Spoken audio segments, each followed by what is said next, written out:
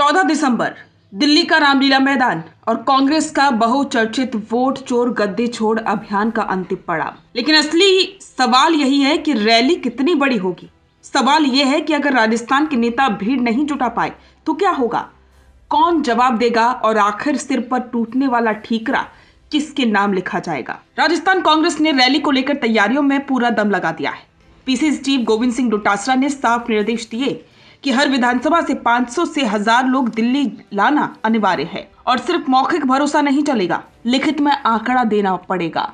ये निर्देश अपने आप में बताता है कि हाईकमान भी इस रैली को लेकर कितना गंभीर है। अलवर, कोटपुतली, सीकर, झुंझुनू, जयपुर, दौसा, टोंक, भरतपुर, धौलपुर, दिल्ली के नजदीकी इन जिलों से भीड़ जुटाने की जिम्मेदारी सबसे ज्यादा है।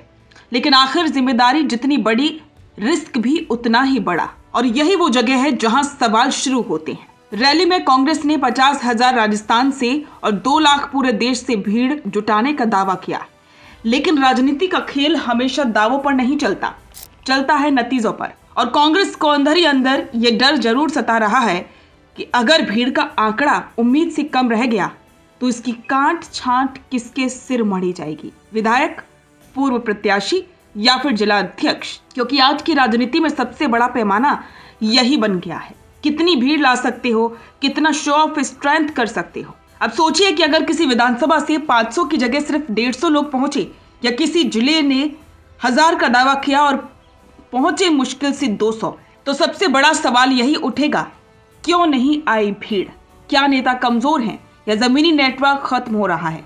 पीसीसी की पहली नजर जाएगी विधायकों और टिकट लड़ चुके प्रत्याशियों पर, क्योंकि यही वो चेहरे हैं जो हर चुनाव के समय लोगों के बीच जाकर वोट मांगते हैं। अगर वही भीड़ न ला पाए तो हाईकमान इसे सीधा ग्राउंड कनेक्ट की कमजोरी के रूप में देख सकता है। कांग्रेस की अंदरूनी राजनीति में जब भी कोई बड़ा आयोजन कमजोर पड़ता है, सबसे आसान रास्ता होता है किसी पर भी जिम्मेदारी डाल देना। लेकिन इस बार ठीकरा 3 जगह फूट सकता है, क्योंकि इन पर सारा बोझ डाला गया है। अगर भीड़ कम आई तो इन नेताओं से सवाल किया जाएगा, जनता पर पकड़ कम क्यों, संगठन मजबूत क्यों नहीं, जिले से लोग क्यों नहीं निकले? और हाईकमान की नाराजगी का पहला निशाना यही होंगे। और दूसरा नंबर आएगा जिलाध्यक्ष और पीसीसी पदाधिकारियों का, क्योंकि डोटासरा ने पहले ही कहा है कि लिखित आंकड़ा दीजिए। इसका मतलब है कि अगर लिखित वादा और मैदान की हकीकत में अंतर मिला तो जवाबदेही सीधे इन्हीं पर आएगी। कुछ जिलों में शायद बदलाव की चर्चा भी शुरू हो जाए। और तीसरा नंबर संगठन की कमान और रणनीति। अगर भीड़ बहुत कम रही तो जाहिर सी बात है कि कांग्रेस के अंदर सवाल उठेंगे, रणनीति गलत थी, मोबिलाइजेशन कमजोर था, यह टारगेट तय ही अव्यवहारिक था। इस स्थिति में ठीकरा रणनीति टीम और कुछ सलाहकारों पर फोड़ा जा सकता है। रैली सिर्फ भीड़ का खेल नहीं है, बल्कि ये राहुल गांधी के लिए भी एक बड़ी राजनीतिक टेस्टिंग है, क्योंकि वोट चोरी और SIR जैसे मुद्दों पर कांग्रेस पिछले कई महीनों से लड़ाई लड़ रही है। कुछ एक्सपर्ट सवाल उठा रहे हैं कि जनता ने बिहार में ये मुद्दा नकार दिया, लेकिन कांग्रेस इन्हीं मुद्दों पर बार बार सरकार को घेर रही है। इसीलिए रैली में भीड़ का कम होना सीधे तौर पर राहुल गांधी के नैरेटिव की ताकत पर सवाल खड़े करेगा।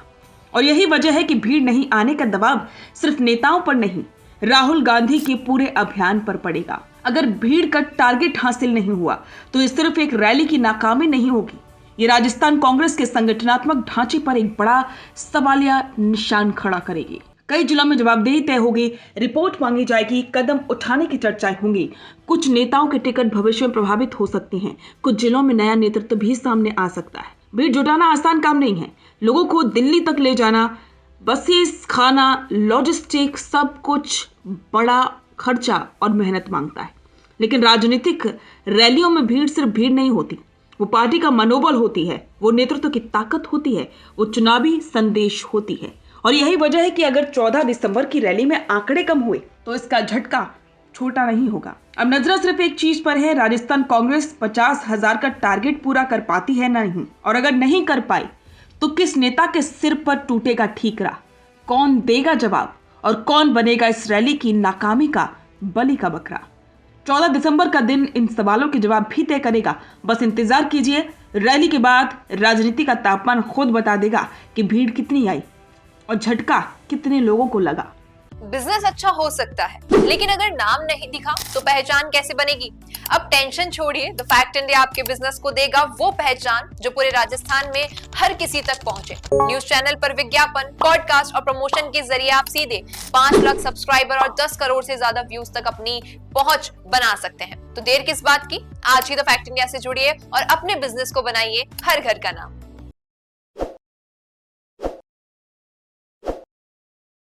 ताज़ा खबरों के लिए विजिट करें द फैक्ट इंडिया की वेबसाइट और डाउनलोड करें द फैक्ट इंडिया ऐप।